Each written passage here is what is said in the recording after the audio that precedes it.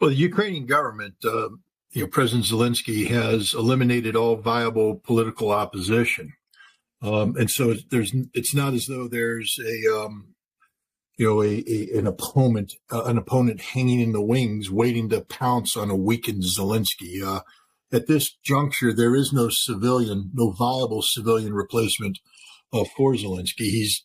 He and his allies have created this environment. So, as long as the West continues to posture in support of Zelensky, from a political perspective, is relatively secure. I mean, the positions he's tried to defend are absurd, and we're going to see him come under increasing pressure as this peace conference in Switzerland collapses around him, produces nothing, as the West continues to flail in trying to come up with a meaningful, a militarily meaningful aid package.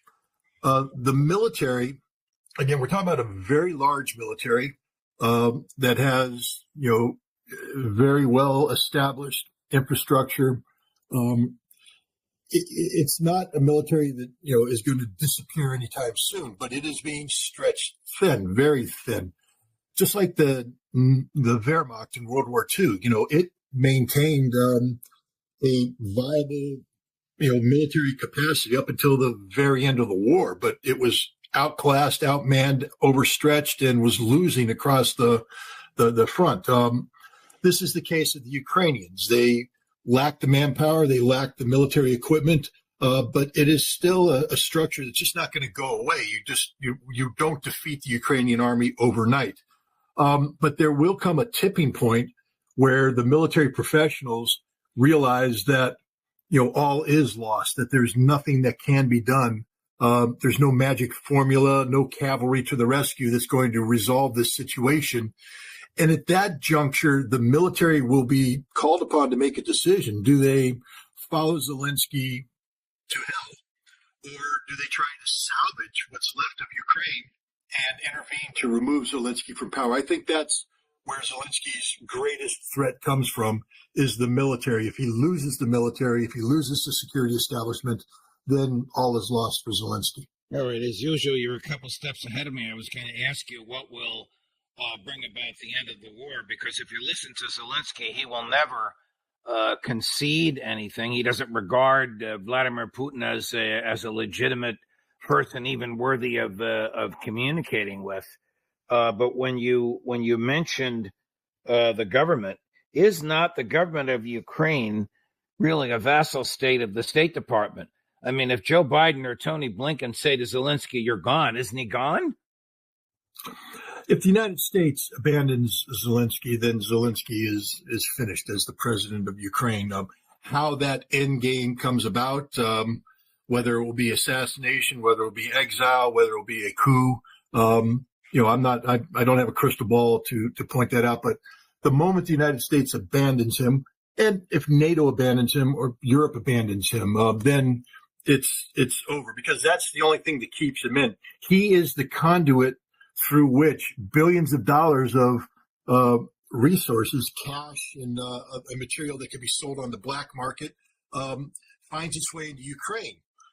Remember, Seymour Hersh wrote a story that is shown to be accurate. William Burns had to fly to Ukraine in the fall, I believe, of 2022, and tell Zelensky, "You're stealing too much." The United States knows he's corrupt, but I think the number that he was skimming off the top was 400 million. And Burns said, "That's just too much. We can't hide that. It becomes too obvious." Ukraine is just one big giant con game. It's a money laundering machine. And Zelensky is that vehicle through which all this happens. So even though they're losing on the battlefield, Zelensky still enriches a whole bunch of very powerful people, including people in the military. And as long as that money's flowing, those people have a vested interest in keeping Zelensky in place. But eventually, and I think it's going to be sooner rather than later, his numbers are going to come up.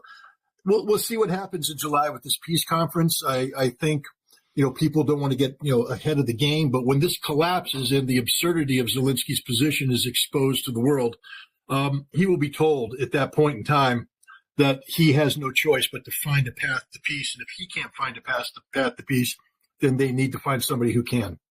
Here's what he said yesterday to the NATO gathering in Belgium. And it's only a 22-second clip. It's obviously from a longer speech. It brought him $1 billion. Listen to this, cut number 2. Even from reconnaissance, you get maps, satellite images, but you cannot respond. I think it's unfair. But we cannot, and this is a fact, risk the support of our partners. And that is why we do not use the weapons of our partners on the territory of the Russian Federation. Please give us the opportunity to retaliate against their military. Put up the Time magazine headline: Belgium commits $1 billion to Ukraine amid Zelensky's whirlwind European tour. What motivates them? Don't they see through him? Don't they know defeat is coming and is inevitable? And whatever this billion is, cash, equipment, borrowed, rented, not yet built, it's gone forever. Judge, you're speaking like a rational man. These are politicians who have, backed a losing horse, but they can't. The race has started. You can't. Your ticket's been purchased. You can't go in and say, I choose a different number. And these are politicians who can't admit that they were wrong on something as fundamental as this, and so they're going to continue doubling down on this bet in hopes that some miracle happens that either changes the fortune on the battlefield, which isn't going to happen, or which they're hoping will happen, gives them a political out where they can blame, because the whole game in politics is to shift blame onto somebody else away from you. So they're buying time until they can shift blame onto somebody else. Maybe the United States, maybe Europe's waiting for the opportunity to say, this is America's fault. Why do you think all the pressure was put on the United States to get that $60 billion package released from Congress when they did? One of the reasons is Europe was starting to play the blame game, starting to say, it's not us, it's them. And the Americans, Republicans and Democrats alike, looked around and said, we don't want to carry that. And so right now there's a contest between the United States and Europe on who's going to end up, holding the bag when this is all over. But certainly they know that this is lost money. But politicians have always spent money on losing causes if it helps them politically. Tell me if this helps Emmanuel Macron politically. Cut number 1, Chris. So how do we explain to the Ukrainians that we're going to have to protect these towns and basically everything we're seeing right now around Kharkiv if we tell them you're not allowed to reach the point where the missiles are fired from? The missiles. In fact, we're telling them we're giving you weapons, but you can't defend yourselves. So we stay exactly within the same framework. We think that we should enable them to neutralize the military sites from which the missiles are fired from, and basically the military sites from which Ukraine is attacked. But we must not allow them to hit other targets in Russia, obviously civilian capabilities or other military targets. When it's from identified targets in Russia that Ukraine is attacked, well, I think we have to be able to allow them to do that if we really want to retain our objective. So he's saying, "I've given you long-range missiles. Go ahead and attack military targets in Russia." Professor Sachs reports that the Ukrainians have attacked and partially destroyed some very serious high-end radar warning systems in southern Russia. Does the West not understand the legal and moral authority of President Putin to retaliate against Western sites when they do this and when they announce it?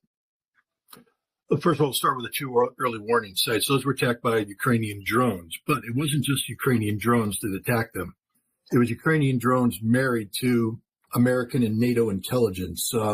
These are drones that are pre-programmed. I think everybody has seen those fantastic shows where all the drones take off and then they go up in the air and then they turn on the lights and you get a walking man and then it turns into a whale and it turns into something.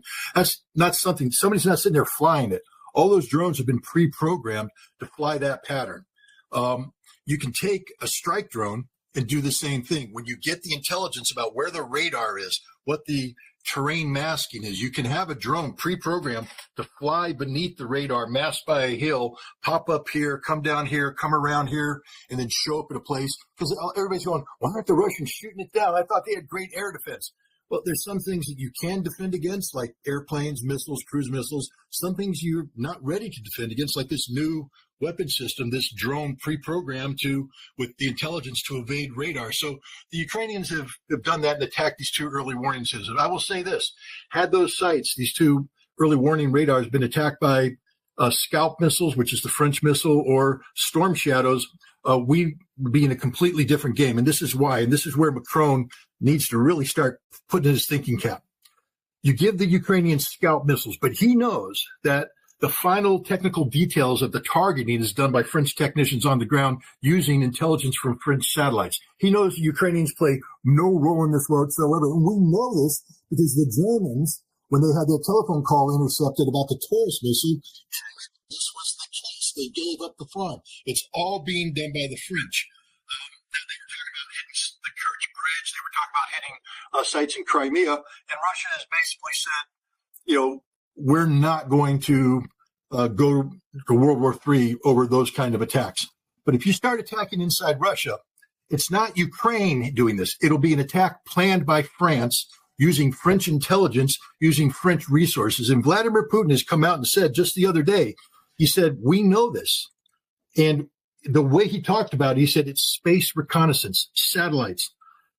If Macron gives the Ukrainians the green light to use French weapons programmed by French technicians using French intelligence to strike Russia, it's the same thing as France attacking Russia. And Russia has made it clear that it's going to treat it that way. And that's what Macron doesn't understand, is that Russia isn't bluffing. In this case, the French satellite will go goodbye, the French ground control station will go goodbye, and any target outside of Ukraine that was involved in this will go goodbye. And this is a very serious thing, Judge, because at that juncture, France will scream bloody murder. They won't acknowledge that this was a Russian retaliatory strike. They will claim that Russia has attacked it and seek Article 5 protection from NATO. And the moment NATO votes for Article 5, Russia will nuke everybody because they'll just assume it's now a general war and they're not going to wait. And so this is the stupidity of Macron. This is the danger of Macron, the danger of Schultz, the danger of Richie Sunak. This is the danger of Tony Blinken saying the same stupid thing. We're going to give them a green light.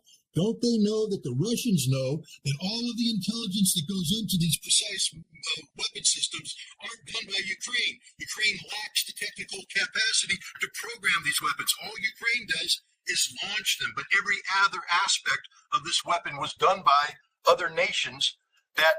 And here's the other thing too. Macron shows the map with Russia. He said, we must strike these. I have a very bad French accent. I won't even try. These sites up here.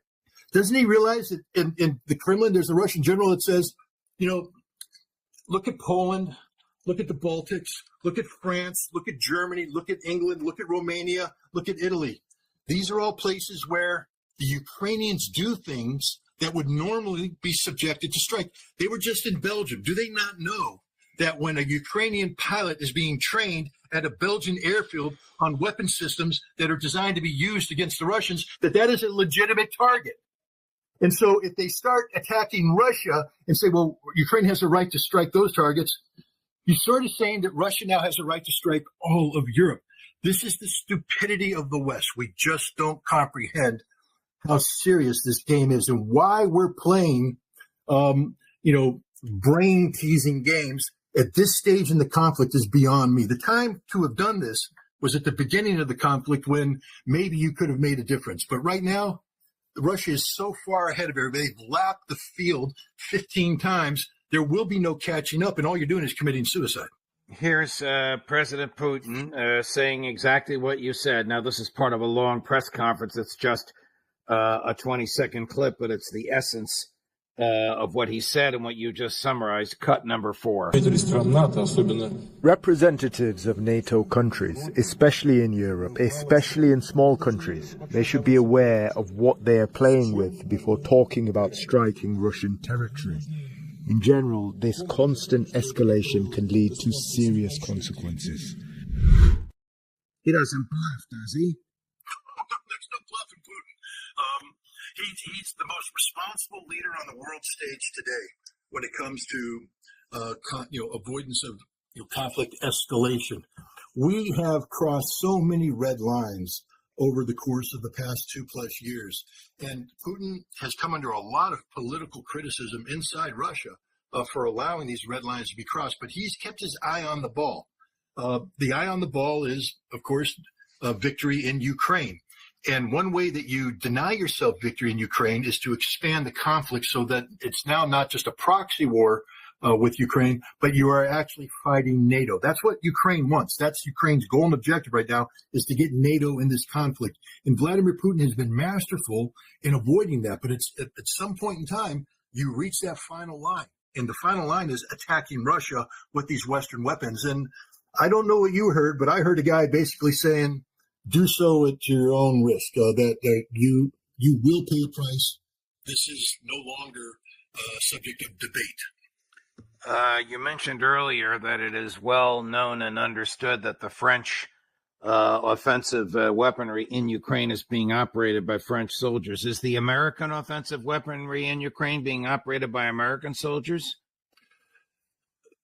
There are certain aspects of the targeting to receive the intelligence and all that. First of all, we're not going to give the Ukrainians access to the satellite, the encrypted satellite downlink. So as classified information is brought down from overhead onto the ground station, Ukrainians won't have anything to do with that ground station because of the cryptology involved, etc.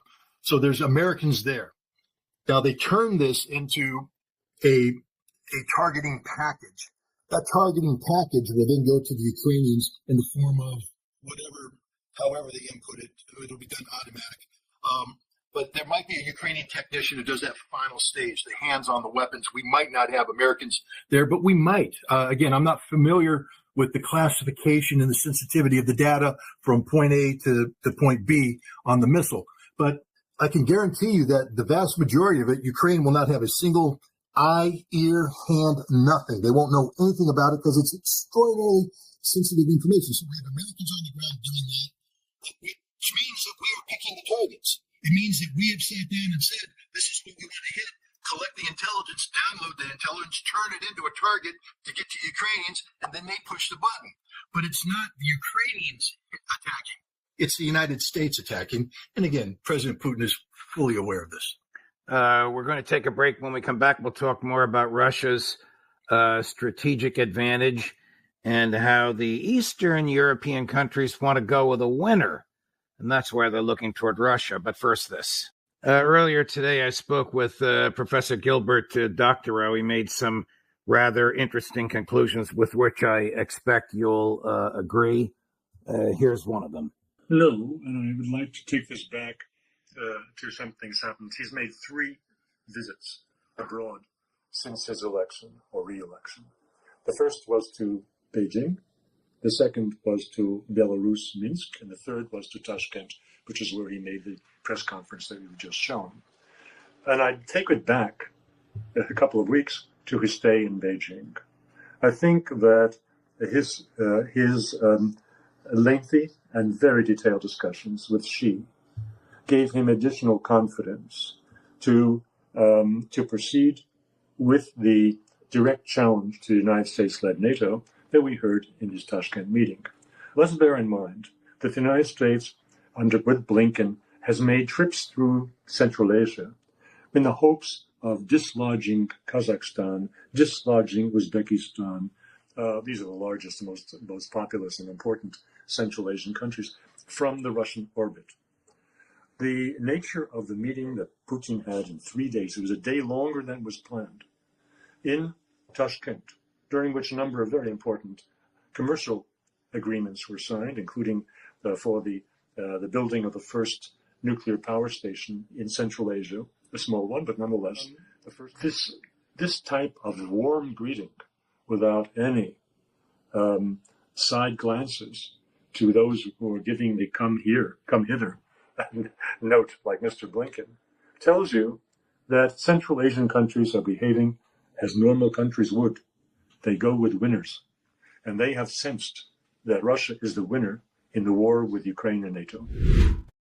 This is very consistent with what you said at the outset of this interview, Scott, that Putin is the smartest guy of the bunch.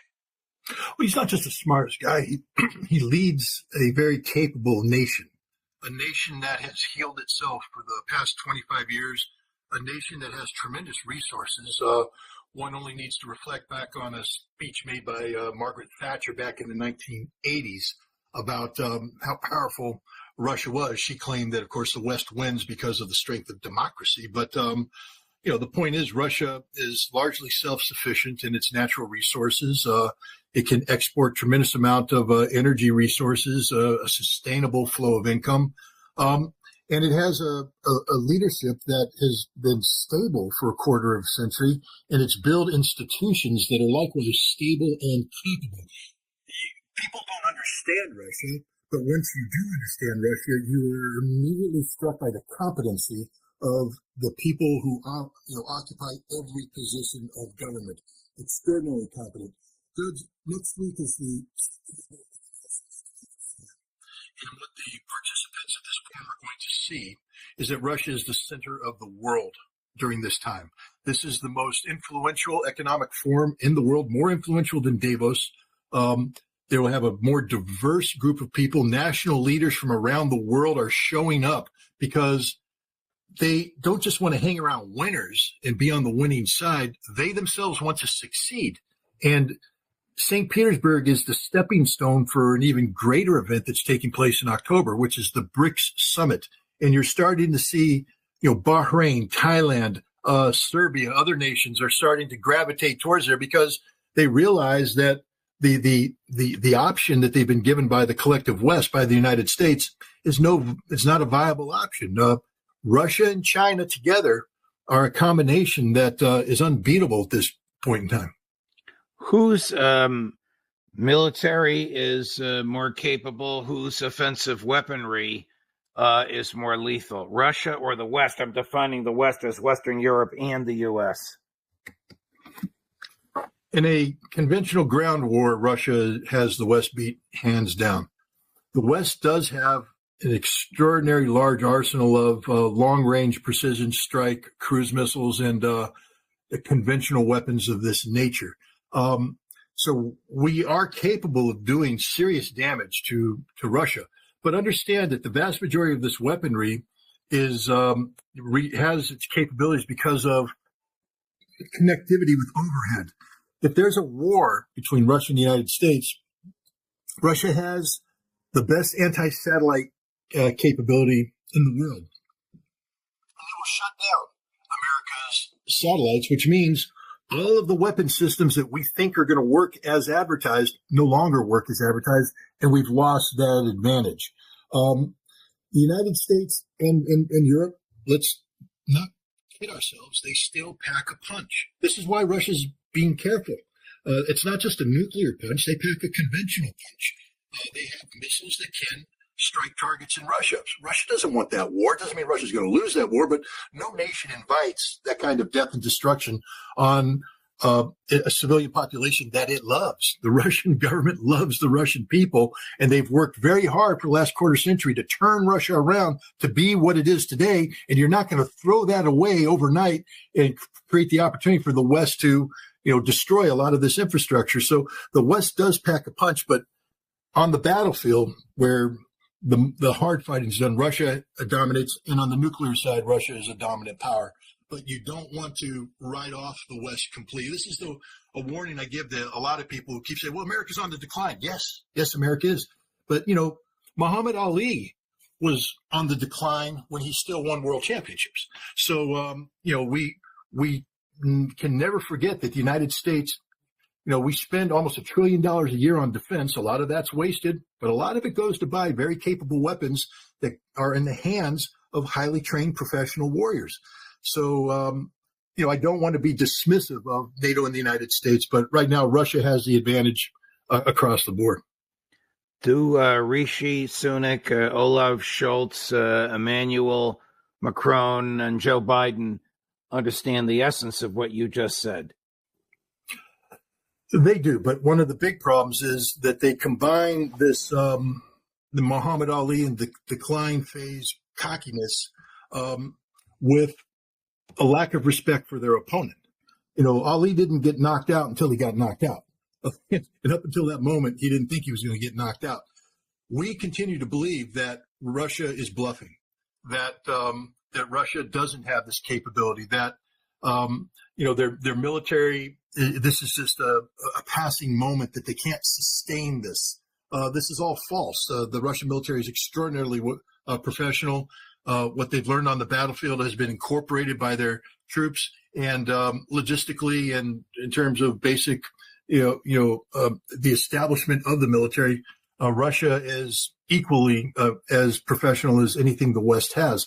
But we don't acknowledge it because part of the game, part of the political game, isn't to deal with the reality of Russia, but rather sell the perception of Russia to your respective audiences. And so Biden and the Europeans continue to articulate a picture of Russia that's far from realistic. It's one that paints Russia as a nation that lacks the capabilities that we know that it has.